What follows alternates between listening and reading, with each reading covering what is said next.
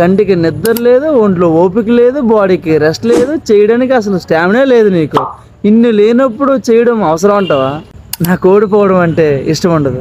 ఓ అయితే ఓడిపోవద్దులే. మామూలు day 333 33 333 333 push up Kodali కొడేదా?